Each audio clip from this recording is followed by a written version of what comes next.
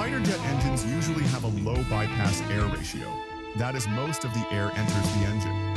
When the internal air completes the combustion process and turns the turbine, the bypass air is mixed with the combustion air. At that time, extra fuel is sprayed, which produces a huge explosion with a huge thrust force, which is called an afterburner. The afterburner is kept on for a short period due to the extreme heat and excessive fuel consumption.